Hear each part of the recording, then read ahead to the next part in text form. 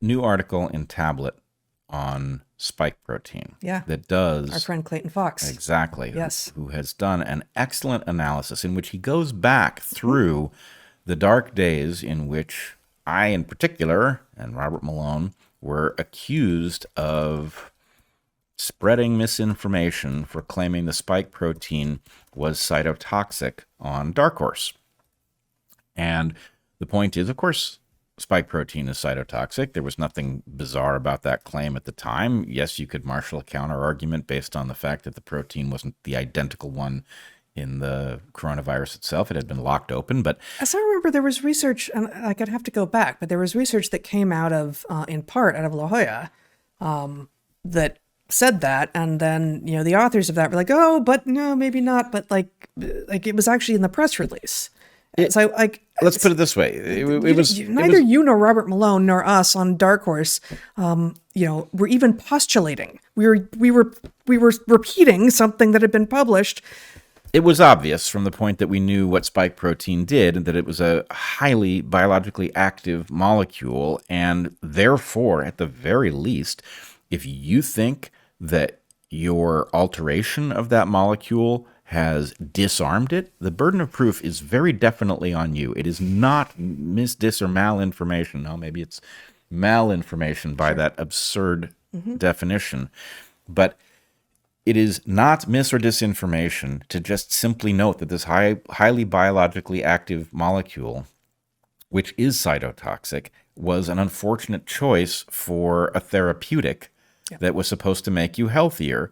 And in any case, I guess my point is we are now years down the road from an episode in which officialdom, no doubt driven by the WHO, CDC, maybe the White House, we don't know, decided to crack down on us citizens, biologists, simply saying clear things into a camera that we were not allowed to say. We are living in the era of officially designated wrongthink.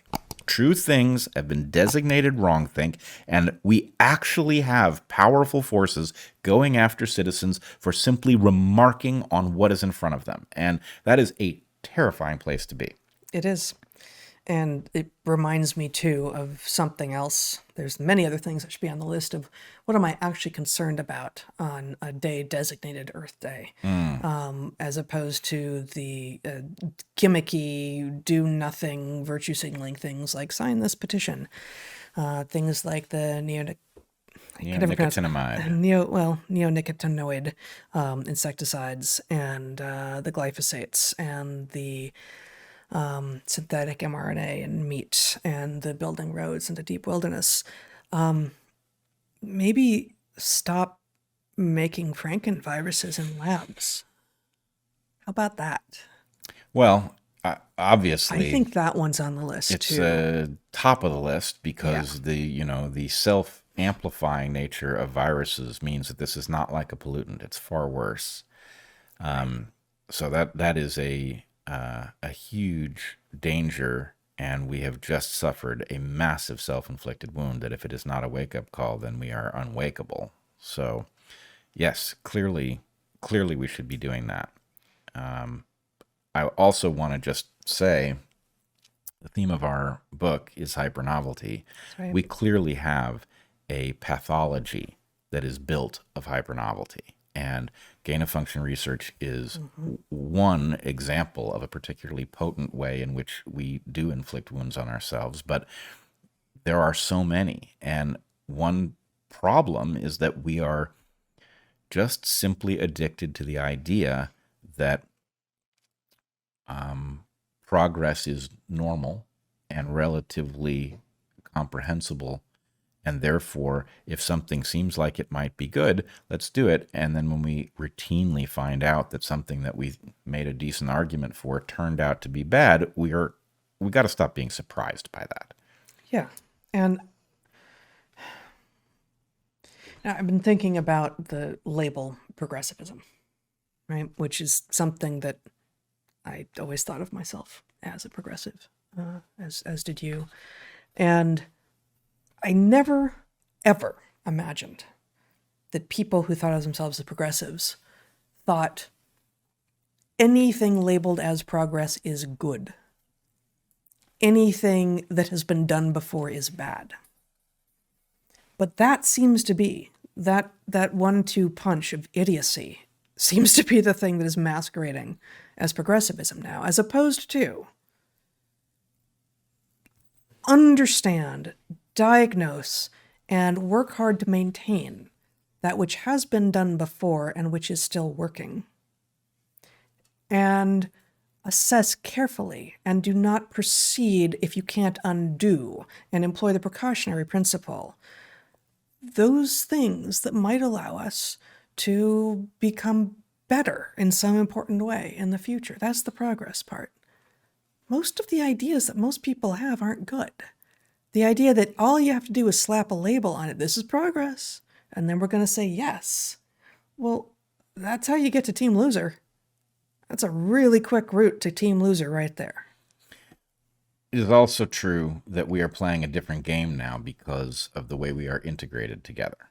It's one thing if, and this is, the conservatives have a bunch of stuff right. They are more reluctant about changing things up just for the sake of doing it, and they are also obsessed with choice.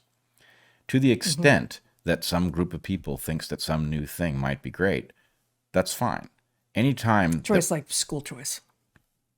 The choice to do or not to do. It's just choice on its own there is a little jarring because usually when people say choice in a political context, they mean exactly the thing that conservatives are usually not interested in having choice about. Yeah, what I really mean is liberty, right? Yeah. And the point is, when you mandate a vaccine for the entire human race, you are taking a new kind of risk, right? Because the point is, if it turns out that you're a numbskull and that vaccine isn't a vaccine and it isn't safe and it isn't warranted, then you haven't left anybody in the group of people who doesn't suffer the consequences. Yeah. So it is, and this is also true with externalities, right? You can say that your pollutant isn't a problem, and the point is, you're just because we can't measure it doesn't mean you didn't cause problems. Right. And so, it's when you're doing something new, it's the precautionary principle. When you're eliminating something old, it's Chesterton's fence. Right. These things belong squarely in our thinking because we live in a complex system, and the chances that we understand what's going to happen when we add something or subtract something are very low until it's been done, which should also make us very concerned about anything that we're told everybody's got to do the new thing or stop doing the old thing or whatever. Which I had two more things I wanted to say before we close out here. I have the sense that's where we're headed. One is that my conversation this week with Mary Harrington. Yeah. We forgot to say something about top of the hour. Squarely on this topic. So she lays out, especially with respect. It's already out, or she's about to have coming out, this book, Feminism Against Progress, Feminism I think is what Against it's called. Progress. It's terrific. Highly recommend it, and I have not listened to your conversation yet, but she's terrific. She is terrific, and I will say she was especially good. I always worry when somebody has written a book. I worry about us in this regard, too. I think we've done well, but when you've written a book and you've laid out a thesis and then something changes, how good are you at acknowledging that actually that book represented a position in time, but your actual position has evolved?